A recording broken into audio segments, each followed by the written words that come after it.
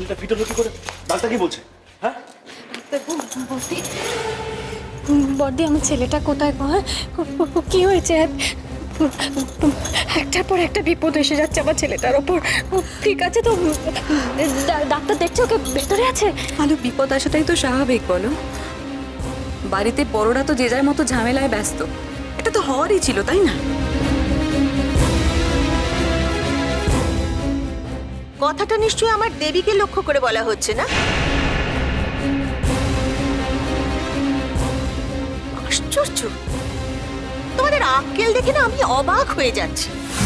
High, মেয়েটাকে আমার সান্ত্বনা দেবে, ওর ছেলেটা ফিট হয়ে গেছে, তা না উল্টে ওকে তোমরা কথা শোনাচ্ছ। ইন্দু, এটা একটা ক্লিনিক, পাগলামো করার জায়গা নয়। সেটা যেন কেউ ভুলে না যায়। শোনো, আমি না এখানে কাউকে আসতে বলিনি। আমার ছেলের ভালো মন্দ কি হলো না হলো সেটা আমি বুঝবো। সবাই এসেছে কেন নিজেদের মন্তব্য দিতে?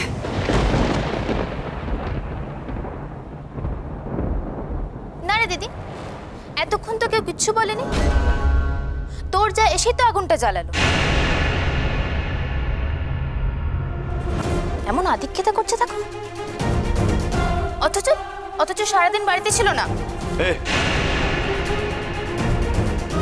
তোমাকে এসবের মধ্যে কথা বলতে কেউ বলেছে? কেউ কি বলেছে? আলোর সম্পর্কে এরকম মন্তব্য করো তুমি কোন সাহসে? হ্যাঁ বর্দা, আপনার ছোট ভাইকে থামান, কথা বাড়িয়ে লাভ নেই। কুট্টো কোথায়? হ্যাঁ, ছোট বৌদি ওকে না ভেতরে নিয়ে গেছে, জানো কি সব টেস্ট হচ্ছে। আমি তোমাকে অনেকবার ফোন করেছিলাম কিন্তু কিছুতেই ফোন যায়নি। আচ্ছা, সবুজ মিত্রর বাবা মা এসেছেন কি? এই যে আপনি একটু ভিতরে আসুন। দাঁড়াও, আমি ওর মা। আমাকে বলুন কি বলার আছে। মানে সেদিন যখন বাড়িতে গেলাম তখন তো আপনি ওসব পুরনো কথা ছাড়ুন, এখন যেটা বলছি সেটা করুন। বলুন কি হয়েছে বলুন। কি ব্যাপার বলুন তো? আমার কিন্তু বাচ্চার সম্বন্ধে সিরিয়াস কথা বলার আছে। না, আমি যাবো না। কি করছো কি তুমি? জাগি দেখ কি হয়েছে, দেখ কি বলছেন উনি। যা, তুমি শুনছো না কি বলছে? বাবা মাকে ডাকা হচ্ছে, তুমি ছাড়ো। কথা বলো, এটা একটা ক্লিনিক। না, আস্তে কথা বলবো না, আমি কিছুতেই না। কি হচ্ছে কি? আমরাই তোর বাবা মা, আমরা কেন যাবো না? আর যদি অনাথ আশ্রম থেকে আমরা বাচ্চা নিয়ে আসতাম তাহলে আমরা এখন যেতাম না? আমরা জানতাম না? শুনুন ডক্টর, আমি আপনাকে বলছি, কে কি বলছে আপনি কোনো কথা শুনবেন না। আপনি যা বলার আমাকে বলুন। আমি সবুজ মৈত্রর মা, আইনত আমরা ওর ব্যাপারে সিদ্ধান্ত নেব, প্লিজ। দিদি ভাই, এভাবে কথা বাড়ালে সময় চলে যাবে, নষ্ট হচ্ছে সময়। যদি ছেলেটার বড় কোনো ক্ষতি হয়ে যায়। দেখুন, আপনাদের পারিবারিক অশান্তির ব্যাপারে আমার কোনো ইন্টারেস্ট নেই।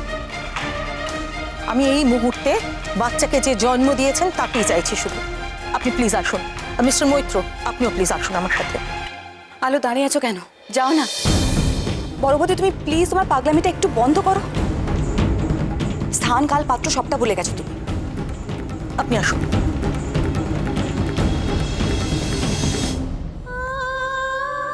দেখুন, বাচ্চার টেস্ট তো আমি সব করে নিয়েছি, কিন্তু এই হঠাৎ করে ফিট কেন হয়ে গেল সেটা এখনো বুঝতে পারা যাচ্ছে না। এনিওয়েজ, আমি এরপরে একবার এপিলেপসির কোনো সিমটম আছে কিনা সেটাও দেখে নিচ্ছি। আপনি আপনি বাচ্চাকে নিতে পারেন, ও এখন সুস্থ আছে।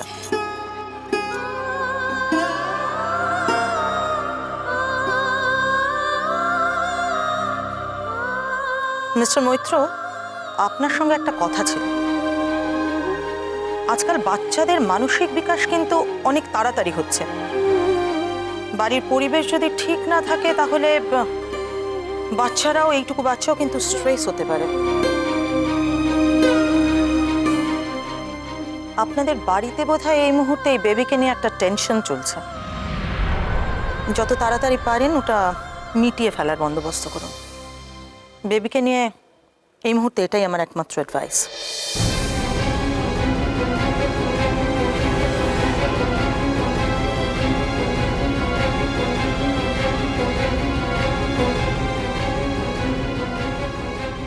তোর মা সব সময় তোর পাশে আছে।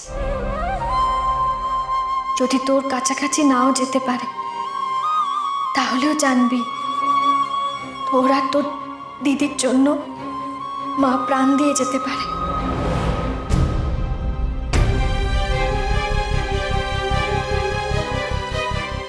ছোট বৌদি, ও কুট্টুস এখন কেমন আছে? এই ভাই কি কি হয়েছিল রে? কেন অজ্ঞান হয়ে গেছিল কেন হঠাৎ করে? কি বললো ডাক্তার? হ্যাঁ বিশেষ করে এখনো কিছু বুঝতে পারছি না। বুঝতে পারছে না মানে? আপনাদের বাড়িতে বোধহয় এই মুহূর্তে এই বেবিকে নিয়ে একটা টেনশন চলছে। যত তাড়াতাড়ি পারেন ওটা মিটিয়ে ফেলার বন্দোবস্ত করুন।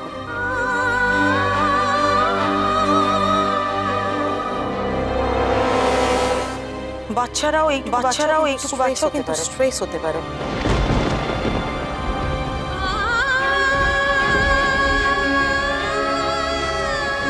দিদি ভাই,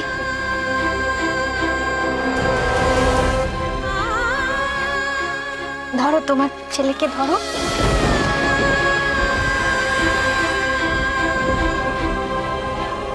কুট্টু এখন ঠিক আছে দিদি ভাই। ডাক্তার শুধু বলেছে ওকে একটু সাবধানে রাখতে, আর ওষুধপত্র তোমার ছোট ঠাকুরপো জানেও। ধরো।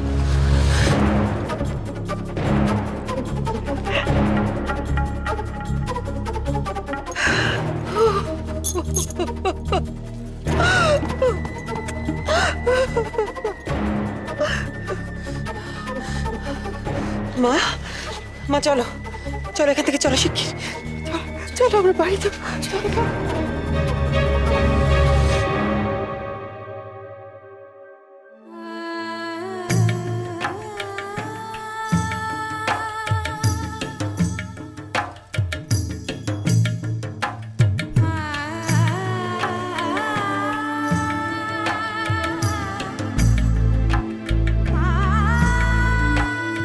এটা কি করলি? কেন করলি? আজকের দিনটা অন্তত তোর কাছে থাকতে পারতো। থাক না বর্দা, শুধু শুধু আবার একটা ঝামেলা হবে। কুট্টুর মা তো আছে কুট্টুর কাছেও, সামলে নেবে। ঠাকুর আছেন জয়, ছেলেটার কোনো ক্ষতি হবে না। আপনি দেখে নেবেন, কিচ্ছু হবে না। থাকুক, ওর মায়ের কাছে থাকুক।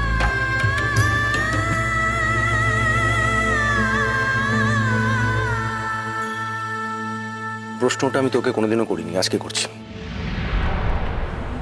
কেন ছেলেকে দত্তক দিলি? কেন? আলোর বুকটা খালি করে শুধু বড় বৌদির দিকটা দেখলি? আরে ও তো তোর স্ত্রী, ওকে তুই কষ্ট দিতে পারলি? তোর বাড়ির পথে যুক্তির সৈন্য,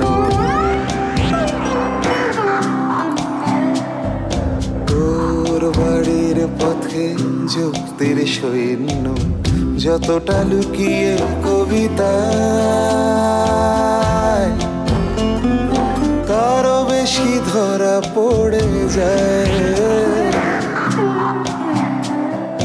তোর উঠোন জুড়ে বিশাল অঙ্ক কষতে বারণ ছিল তাই কিছুই বোঝা গেল ছোট বৌদি, প্রায়। ছোট বৌদি, তুমি প্লিজ এরকম ভাবে খেলো না, প্লিজ খেলো না। বড়দা বাড়ি চল। বড় বৌদি আর তার পরিবার যে বাচ্চাটার সঙ্গে কি করবে কে জানে, আমাদের থাকাটা দরকার ওখানে। চল বাড়ি চল। নালো লাগলো চোখে